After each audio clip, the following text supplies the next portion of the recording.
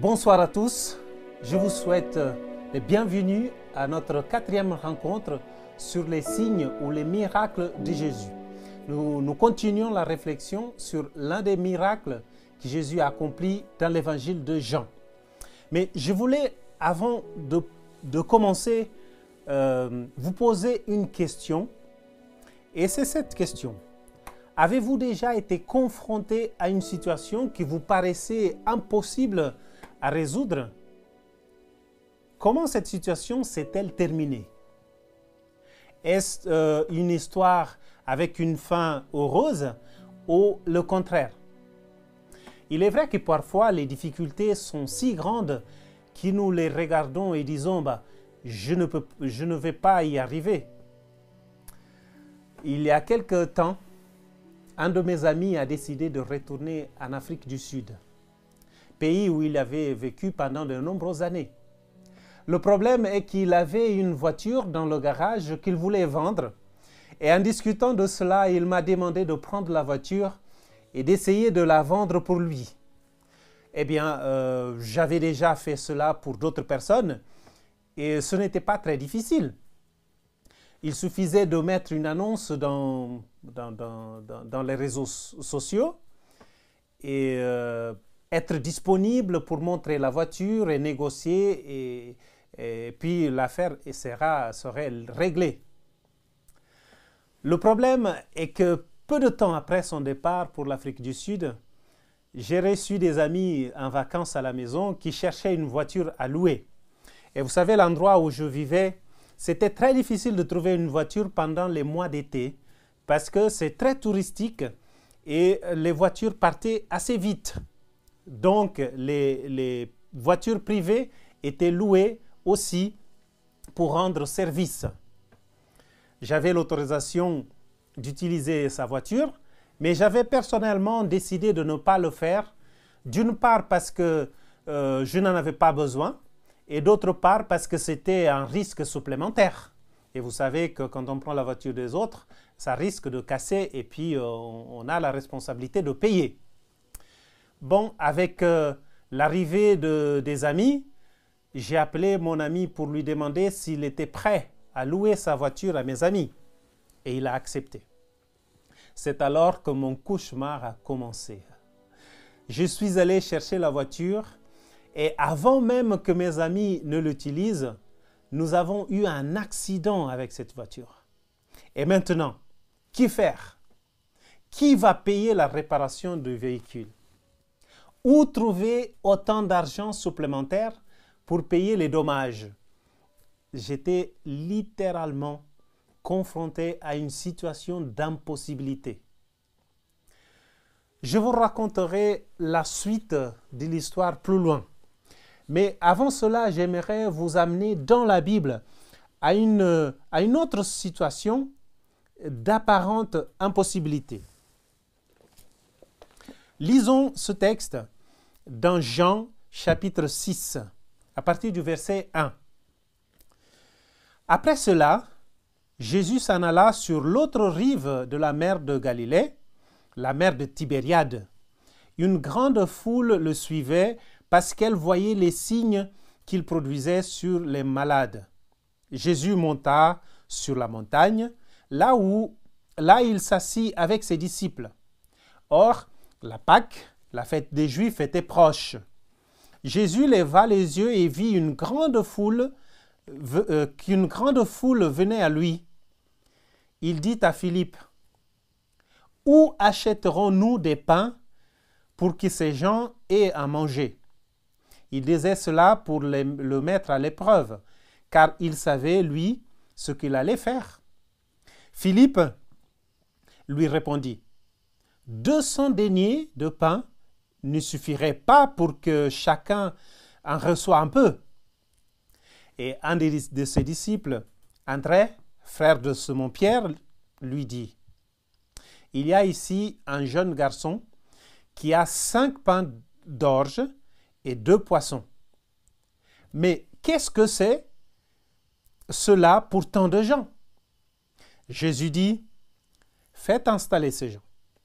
Il y a beaucoup d'herbes en ce lieu. Ils s'installèrent donc au nombre d'environ 5000 hommes. Jésus prit les pains, rendit grâce et les distribua à ceux qui étaient là. Et il fit de même pour les poissons, autant qu'ils en voulurent.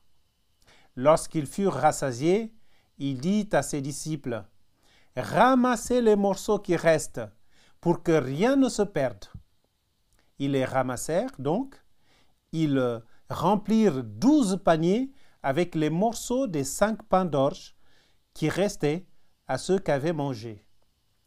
À la vue du signe qu'il avait produit, les gens disaient, « C'est vraiment lui, le prophète qui vient dans le monde. » Jésus, sachant qu'il allait venir s'emparer de lui pour le faire roi, s'y retira de nouveau sur la montagne, mais cette fois-ci, seul.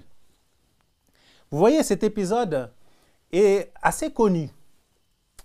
Et ce chapitre 6 commence en nous disant que Jésus a traversé la mer de la Galilée, qui était également connue sous le nom de mer de Tibériade, et s'est rendu aux environs de Bethsaïda.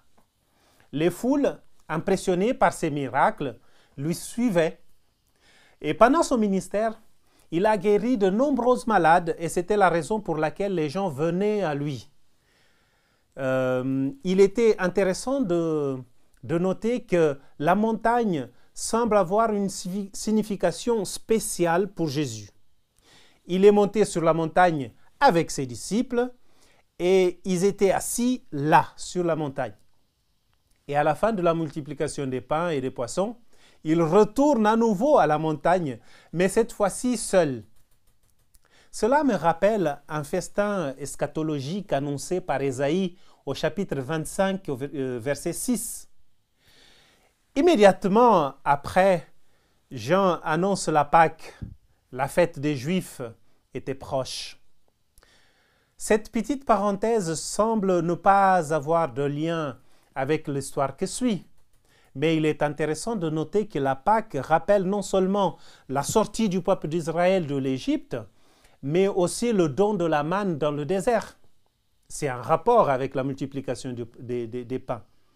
De plus, au verset 11, nous trouvons Jésus faisant les mêmes gestes qu'il a fait lors de la dernière scène avec ses disciples au moment de la Pâque. Maintenant, prêtez attention au mouvement de Jésus. Il était assis sur la montagne et maintenant il se lève, il voit une foule, une grande foule qui vient à lui, qui est en train de monter et personne ne lui a rien demandé. Mais lui, anticipant la situation, il se tourne vers Philippe et lui demande « Où achèterons-nous du pain pour que ces gens aient quelque chose à manger ?» Jésus connaissait la réponse, mais il veut faire un travail avec Philippe. Comment Philippe va-t-il répondre à cette question de Jésus? Vous imaginez-vous à la place de Philippe? Sa réponse révélerait la taille de sa foi. C'était un test, c'était une épreuve. Un bon mathématicien, Philippe a fait vite fait les calculs et est parvenu à la conclusion qu'ils étaient confrontés à une situation impossible à résoudre. Son esprit était centré sur les questions terrestres, sur les ressources limitées de ce monde et il s'est rapidement retrouvé confronté à son insuffisance. 200 deniers ne suffiraient pas à acheter du pain pour tout ce peuple. Même si nous le faisons, chacun recevrait qu'une si petite portion que cela ne vaudrait pas la peine. Un denier était le salaire d'une journée de travail. Je ne sais pas à quoi ça correspond en Suisse. Et c'est dommage que je ne sache pas non plus combien coûtait un pain à l'époque, sinon j'aurais fait des calculs pour vous dire combien de pain ils auraient besoin pour nourrir les 5000 personnes, sans compter les femmes et les enfants. L'autre solution était, voilà, parler avec André et voir un peu qu'est-ce qu'il propose, n'est-ce pas? C'est dans ces situations que Jésus pouvait dire à juste titre « homme de peu de foi ». Parce qu'on voit Philippe n'avait pas de foi suffisante, mais André non plus n'avait pas de foi. Personne ne pouvait voir au-delà de son incapacité, de son insuffisance. Comme nous sommes si semblables à ces deux hommes. Il y a ici un jeune garçon qui a 5 pains et 2 poissons. C'était, on dirait aujourd'hui, c'était son goûter. Et imaginez, si pour son goûter, le jeune garçon avait besoin de 5 pains et 2 poissons, imaginez nourrir les adultes, hommes, femmes, et puis après les autres enfants qui étaient là aussi. Jésus, qui ne fait pas ses calculs avec les calculateurs de ce monde, demande à toutes ces personnes de s'asseoir dans l'herbe. Et si vous observez bien les détails du texte, vous verrez que Jésus va faire participer les disciples au processus du miracle. Ce sont eux qui vont organiser cette foule dans l'herbe. 5000 hommes, sans compter les femmes et sans compter les enfants. Jésus prend les pains, rend grâce et les distribue à ceux qui étaient présents. Avez-vous remarqué qu'il agit comme s'il avait déjà tout? Le miracle se produit de manière si discrète que les gens ont commencé à croire. Ce n'était pas de la magie. Ce n'était pas une illusion d'optique. Il commence simplement à servir les gens et enlève les pains et les poissons sans qu'il ne se termine. Mais comment? Cela n'a pas d'explication. Toutes les personnes ont mangé jusqu'à satiété. Et il restait encore des pains et des poissons. Quand tout le monde a fini de manger, Jésus a demandé aux disciples de ramasser ce que restait. Ce n'est pas parce que la grâce est gratuite qu'elle est bon marché. Dans le royaume de Dieu, il n'y a pas de place pour le gaspillage.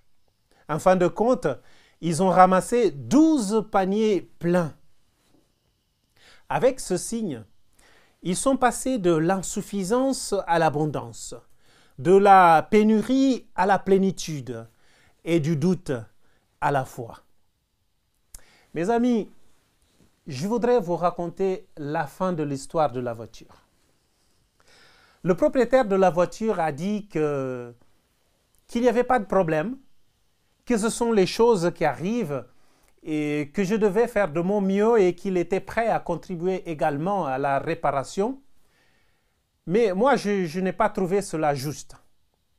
Les autres amis n'avaient même pas touché la voiture et ne se sentaient pas directement responsables des dommages. Mais ils étaient mal à l'aise avec la situation.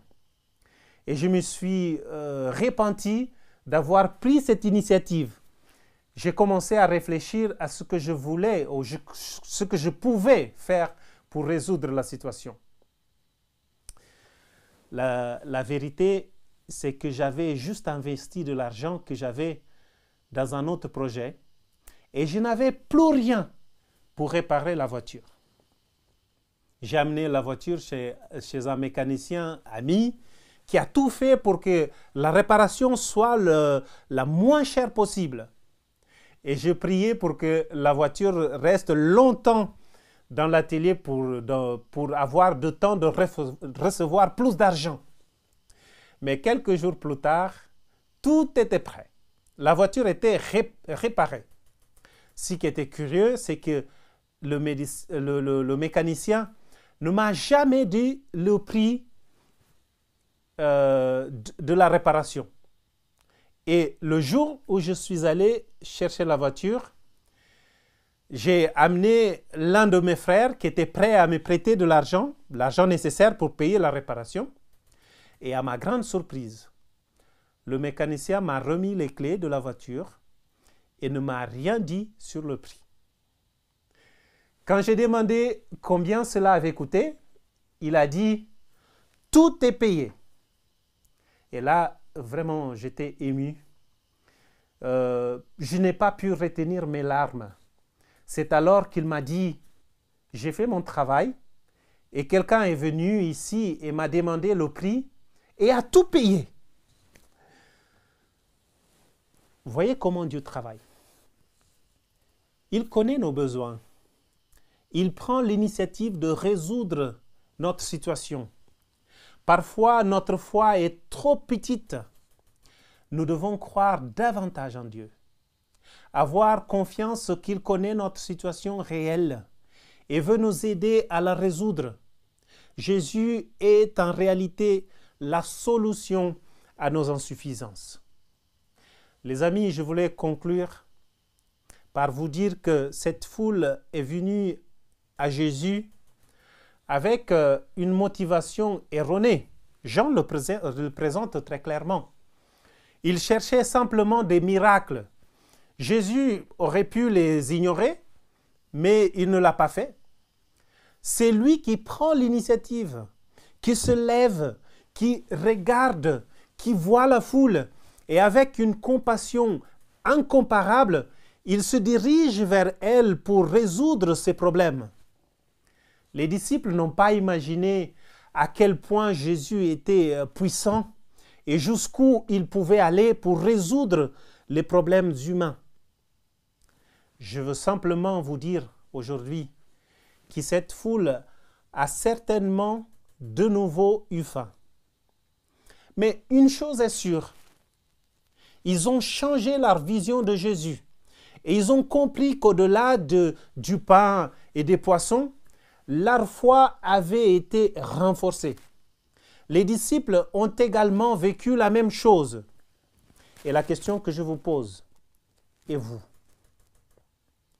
Comment vous positionnez-vous par rapport à tout cela? Quelle a été jusqu'à présent votre expérience?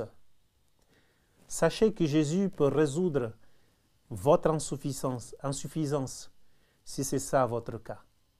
J'espère que vous puissiez voir dans ce Jésus qui accomplit ce miracle un Dieu tout-puissant, mais en même temps un Dieu compatissant qui connaît vos besoins et qui est prêt à résoudre votre situation.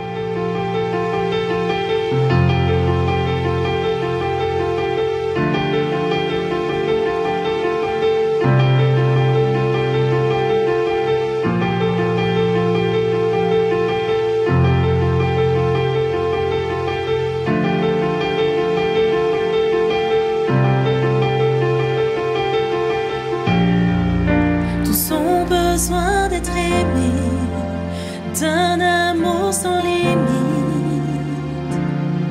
que ta grâce coule en moi.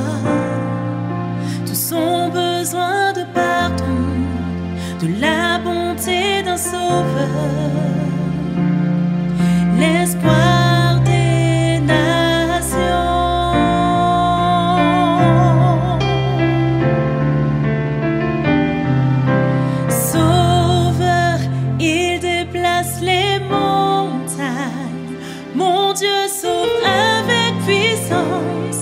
Il sauve avec puissance, pour toujours, créateur du salut. Jésus a vaincu la mort, il a vaincu la mort.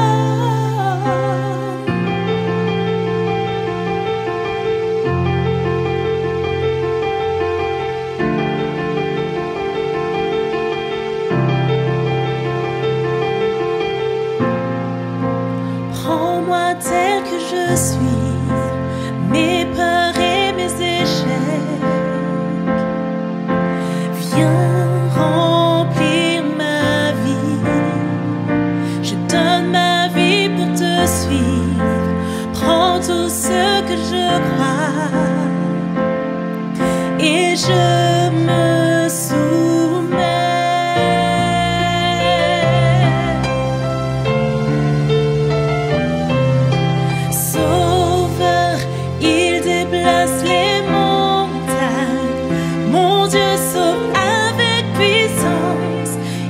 sauve avec puissance pour toujours, créateur du salut. Jésus a vaincu la mort, il a vaincu la mort. Resplendis pour que le monde voie. Nous chantons pour la gloire du roi ressuscité. Jésus, resplendis pour que le monde voie. Nous chantons pour la gloire du roi ressuscité. Sauve, il déplace les montagnes. Mon Dieu sauve avec puissance. Il sauve avec puissance pour toujours, créateur du salut. Jésus a vaincu la mort, il a vaincu la mort.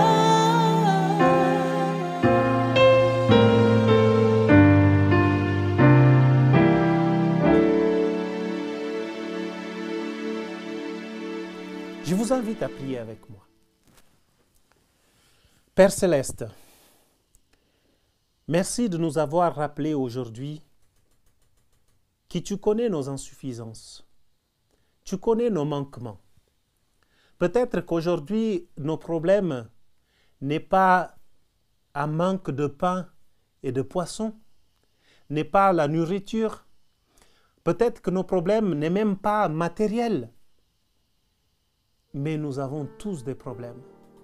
Nous avons tous des insuffisances. Et aujourd'hui, après avoir médité sur ce passage, nous voulons t'inviter à regarder nos problèmes. Nous voulons te confier nos insuffisances. Nous voulons apprendre à faire des calculs autrement que de calculer avec des éléments de ce monde. Et nous voulons te laisser agir pour multiplier des bénédictions dans nos vies. Je te prie de bénir chaque personne qui nous écoute aujourd'hui, qui nous regarde, qui peut-être est en train d'affronter des difficultés dans le présent. Soit avec cette personne, soit avec ses familles. Je te prie tout cela au nom de Jésus. Amen.